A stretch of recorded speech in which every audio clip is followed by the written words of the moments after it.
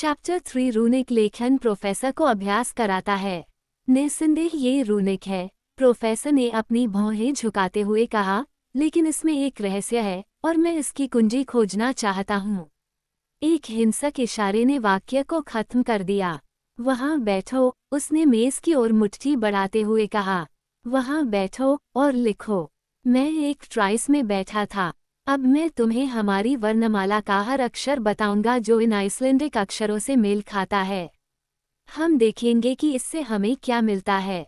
लेकिन Saint Michael की कसम, अगर तुम मुझे धोखा देने की हिम्मत करोगे। श्रुतलेख लिखना शुरू हुआ। मैंने अपना सर्वश्रेष्ठ प्रयास किया। मुझे एक के बाद एक सभी अक्षर दिए गए, जिसका परिणाम ये रहा। जब ये काम समाप्त हो गया तो मेरे चाचा ने मुझसे वो कागज छीन लिया और काफी देर तक ध्यानपूर्वक उसकी जांच करते रहे। इस सब का क्या मतलब है? वो यंत्रवत दोहराता रहा। मैं अपनी इज्जत की कसम खाकर उसे कुछ नहीं बता सकता था।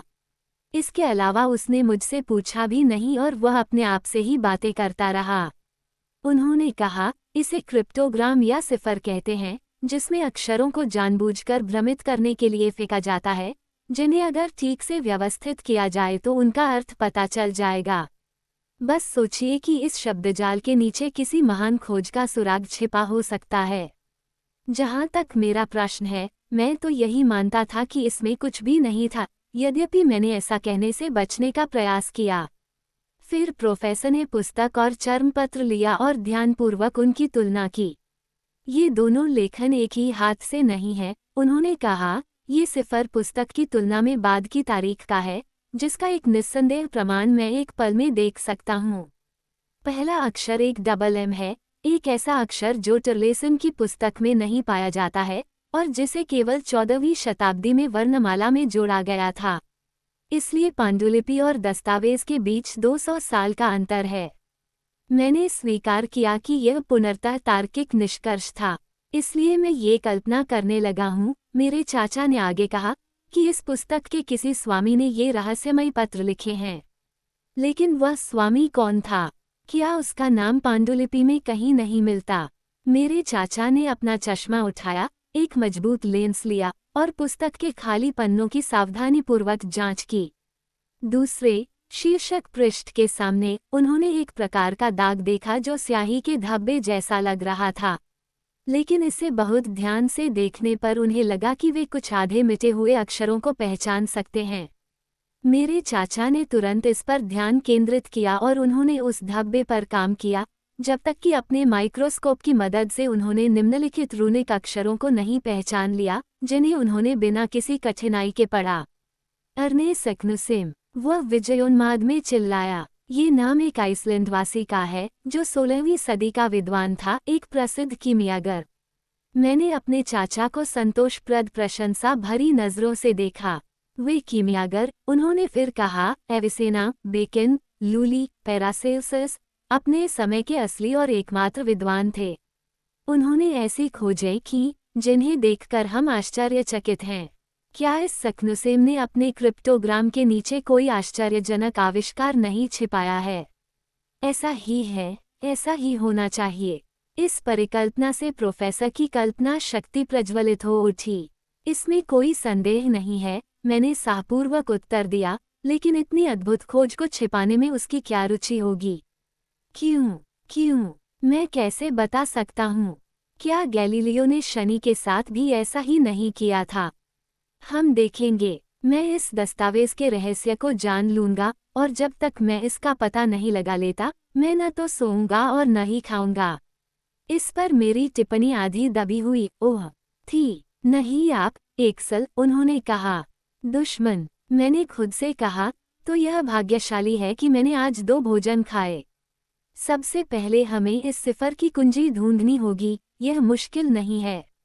ये शब्द सुनकर मैंने तुरंत अपना सिर उठाया, परंतु मेरे चाचाजी आत्मभाषण करते रहे।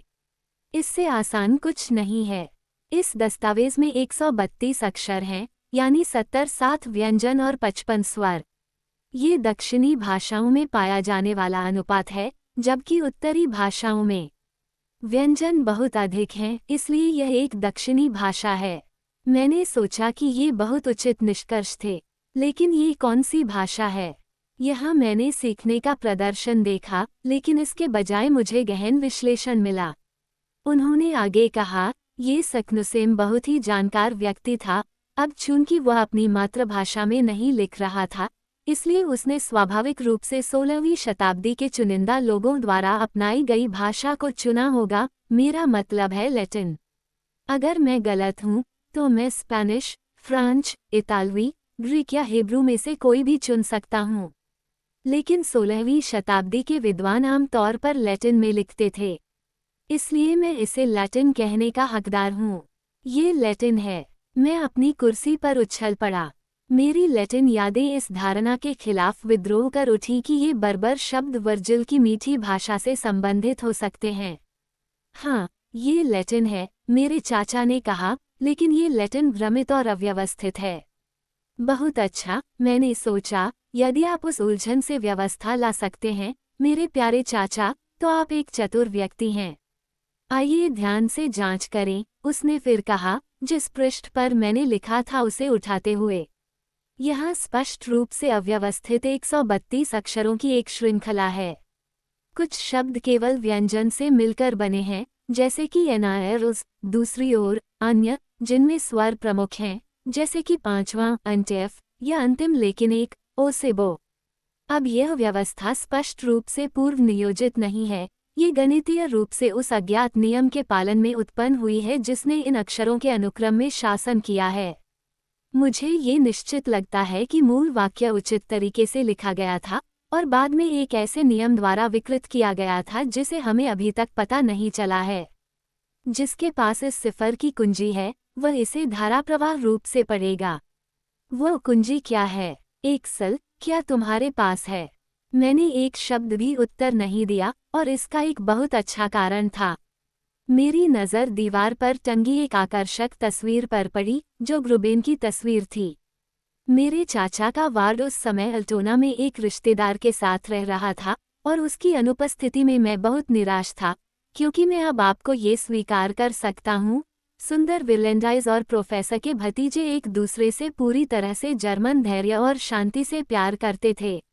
हमारे चाचा को पता नहीं था कि हमारी सगाई हो गई थी, जो भूविज्ञान में इतने अधिक व्यस्त थे कि वे हमारे जैसी भावनाओं में प्रवेश करने में सक्षम नहीं थे। ग्रुबेन एक सुंदर नीली आंखों वाली गोरी थी, जो गंभीरता से भरी हुई थी, लेकिन इसने उसे मुझे बहुत ईमानदारी से प्यार करने से नहीं रोका। जहाँ तक मेरा सवाल है, मैं उसे प्यार करता था, अगर जर्मन भाषा में ऐसा कोई शब्द है।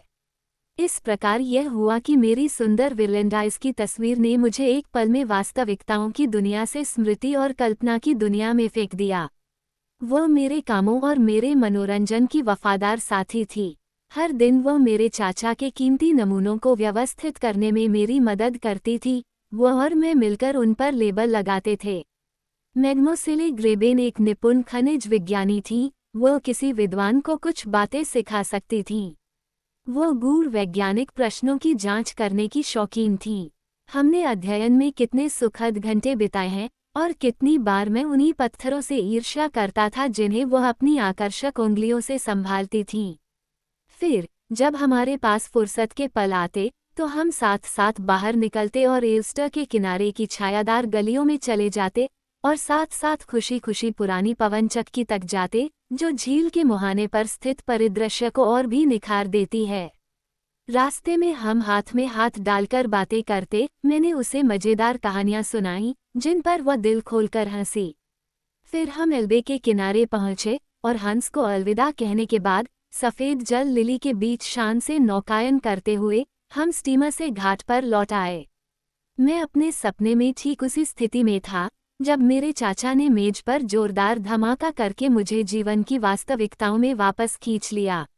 उन्होंने कहा, आओ, वाक्य के अक्षरों को भ्रमित करने के लिए सबसे पहला विचार जो किसी के दिमाग में आएगा वह ये होगा कि शब्दों को क्षैतिज के बजाय लंबवत लिखा जाए। वास्तव में, मैंने कहा, अब हमें देखना होगा कि इसका क्या प्रभाव होगा। एक्सल, इस कागज पर आप जो भी वाक्य चाहें लिख लें, लेकिन अक्षरों को सामान्य तरीके से एक के बाद एक व्यवस्थित करने के बजाय उन्हें ऊर्ध्वाधर स्तंभों में क्रमिक रूप से रखें, ताकि उन्हें 5 या 6 ऊर्ध्वाधर पंक्तियों में एक साथ समूहित किया जा सके। मैं उसका आशय समझ गया और तुरंत ही निम्नलिखित साहित्यिक आश्चर्य प्रस्तुत किया। अच्छा, प्रोफेसर ने उन्हें पढ़े बिना कहा, अब उन शब्दों को एक क्षैतिज पंक्ति में लिखो। मैंने उनकी बात मान ली और इसका परिणाम ये हुआ। इलूम लोलरबो NGVWMDRNEE। बहुत बढ़िया, मेरे चाचा ने कहा और जल्दी से कागज मेरे हाथ से ले लिया। ये बिल्कुल किसी पुराने दस्तावेज जैसा लग रहा है। स्वर और व्यंजन समान अव्यवस्था में एक साथ समूहीकृत हैं। शब्दों के बीच में बड़े अक्षर भी हैं और अल्पविराम भी, ठीक वैसे ही जैसे सक्नुसिम के चर्मपत्र में थे। मुझे ये टिप्पणियां बहुत चतुराईपूर्ण लगीं। अब मेरे चाचा ने मेरी ओर सीधे देखते हुए कहा, आपने जो वाक्य अभी लिखा है और जिससे मैं पूरी तरह अनभिज्ञ हूँ, उसे पढ़ने के लिए मुझे प्रत्येक शब्द का केवल पहला अक्षर लेना होगा, फिर दूसरा, तीसरा और इसी तरह आगे भी। और मेरे चाचा ने अपने और मेरे लिए तो और भी अधिक आश्चर्य की बात ये पढ़कर कही, मैं तुमसे बहुत प्यार करता हूँ मेरे प्यारे ग्रुबेन। हेलो, प्रोफेसर चिल्लाया। हाँ, वास्तव में बिना ये जाने कि मैं क्या कर रहा था, एक अजीब और बदकिस्मत प्रेमी की तरह मैंने ये दुर्भाग्यपूर्ण वाक्य लिखकर अपने आप से समझौता कर लिया था।